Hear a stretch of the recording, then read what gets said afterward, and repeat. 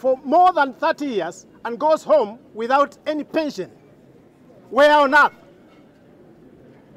Where on earth do you find an employee who is never taken care of in health by the employer? Where on earth? I want to say this. TUK is a socio-economic and a human rights crime scene. Why is the TUK Council, why is the TUK management paying salaries which are not negotiated? They are not contained anywhere. No agreement, they are not in the national CBA that we negotiated in 2017-2021. We want to kindly advise the parents who have come here today to bring your sons and daughters. We have suspended this work. The students can do other engagements, but that which has to do with learning and teaching, we have suspended until our issues are adequately addressed. And in an effort to contain overspending of government resources in foreign travel by senior government officials, the government has today launched the Foreign Travel Management Information System, aimed at vetting official requests to travel abroad and also perform audits on the approved travels. In the event presided over by Deputy President Rigathi Gachagua, the government has also launched the Presidential Directive Management Information System that aims to keep a track on government projects and presidential declarations in a bid to ending the stubborn trend of delays in completion of various projects in the country. We have had instances where almost everybody is traveling, and sometimes you are left to wonder who remains behind to buy the house. With the launch of this system, I have no doubt in my mind we will be more prudent and we will rationalize those who are authorized to travel out of the country on official business and clearly justify the use of public funds out of the country. We have had instances for the last 2 years where our officers have let the president down. The President of the Republic of Kenya is a symbol of national unity, and his office is a symbol of authority for the Republic. When he pronounces himself on a matter, that matter is as good as law. I'm confident that by the end of the year, all the presidential directives that have so far been issued will be audited, worked on and implemented to the satisfaction of the people of Kenya. 4 teams, which streamlines the process of foreign travel clearance, and the PDIMS, which manages and tracks presidential directives, are pivotal in advancing accountability.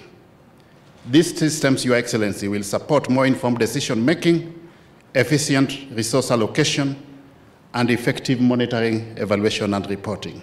There have been instances of senior officials traveling abroad without proper clearance approval, which violates the set values and principles of public service. With this system in place, Your Excellency, it will now be possible to have a history of all the travels which each and every officer in the public service has made at the press of a button. We will now be able to track the number of trips, destinations, purposes, and associated costs, providing valuable insights into how these travels impact performance contracts. Elsewhere, universities and other higher learning institutions are being urged to establish gender resource centers to tackle the growing problem of gender-based violence, GBV, on campuses. These centers rather will streamline the reporting process for students and help institutions monitor and address incidents more effectively. Speaking at an art and feminist workshop at Pwani University, Reverend Dr. Dorcas Juma, a senior lecturer, highlighted the alarming rise in GBV cases at universities and stressed the need for awareness programs during Orientation Week. To be notable, to be known to... Isn't it? So any institution from those areas. So we want issues of gender-based violence have escalated, especially in institutions of higher learning.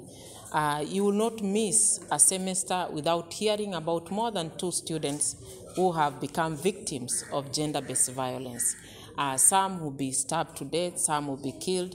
And last year, we lost a student, a female student, just within the premise of the university, who was brutally murdered. So one of the things that I think we have not done here in Pwani University is to establish a gender resource center where students can access help. And number 2, we have not operationalized or normalized putting issues of sensitizations on matters, gender and gender-based violence during orientation. So I think when students come, this is orientation week, it is very important for the university to put in their programs. And the common general consensus that I've seen is people agree that as a country, as Kenya, we have the right laws, and around sexual offenses, the problem only comes when it comes to implementation. So there are a lot of gaps that are there. People would wish that the offenses could, or rather the penalties could be made even much more strict than they are now. And also in terms of handling, how victims of GBV are also handled. Tuseme like a boy child, tuseme he has been defiled. Anapatanga, that one is somehow aibu, it's some sort of embarrassment. So, and currently the University of Nairobi students are protesting over the new university funding model. And now let's cross over and listen to one of their leaders who's addressing the media. Like they are doing us a favor to pay for our school fees. Because there are so many statistics, don't know all universities being insolvent because you can't afford paying your lecturers, blah blah blah. Like mingi tu, lakini honestly, genuinely, ni jukumu la serikali ku give the school fees because you pay taxes, unaona. Hiyo sasa ni kama sasa ni mzazi anahepa jukumu lake kama baba wa kambo. Au sasa ili jukumu la kulea mtoto na chia mama, maana mtoto si wangu. So sisi already we have the petitioner, tumewapatia tukapaka, unaona, like even have genuine concerns that one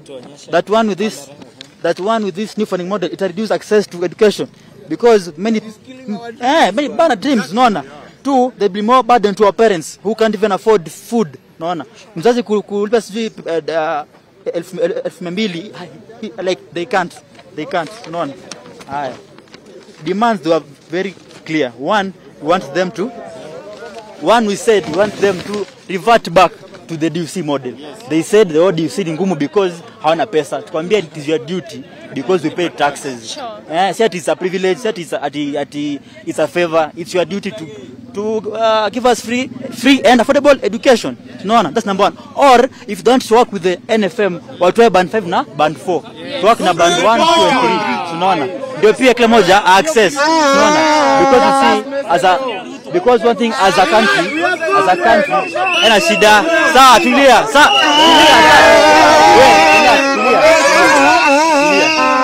Tulia.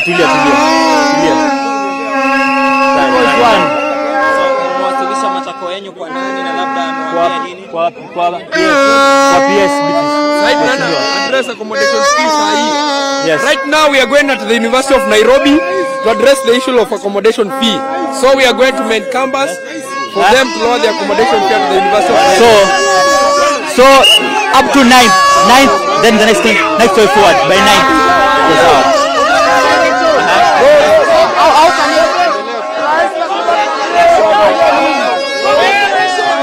well, those are the students of the Nairobi University, of course, with their president, Madzao Rocha, who is just from presenting a petition to the education officers here at Jogo House. The president is lamenting that the new funding model in itself is not accommodative, and it's a bit expensive. They're saying that they want the government to ensure that they go back or they revert to the old funding model. And Madzao himself says, they have said, according to the officials they have spoken to, they've said they cannot go back to the old funding model because it is a bit expensive. But they do insist that it is the responsibility of the government. Remember, under the new funding model, students have been placed in different bands, and there will be, of course, government sponsorship from band 1. They'll get around 5%, 95% scholarship. from the government, as well as 5% from household income. So according to the bands, all the way to band 5, they'll be receiving a certain amount of government scholarship or rather funding from scholarship in fee, in terms of fees and in terms of help, and then the remaining amount will be, of course, paid by the parents, and of course, depending on the household income. So the students have continued to oppose that particular new funding model, saying it is unfair, it is discriminatory. Remember, President William Ruto last week on Sunday, a week ago rather, did hold a town hall meeting right here in the capital Nairobi to try and discuss the issues surrounding the new university funding model with students here in the capital. And the students raised concerns because they're saying it is increasing not only it's not only a burden to their parents, but as well a burden to them in terms of the loans that they get. So, of course, we'll be continuing to follow up on this particular issue. The president of the University of Nairobi Students Association, Mazao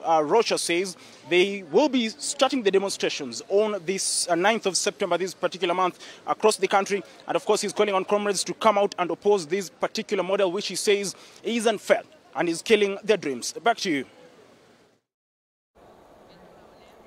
Well, thank you, Ian Kaitani, for that.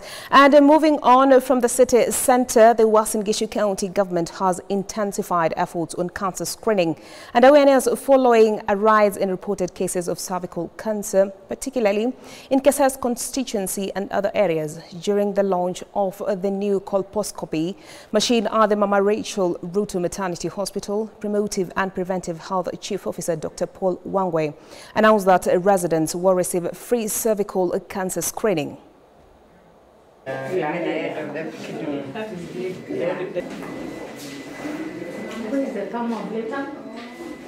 Receiving machines from the CHAI partners.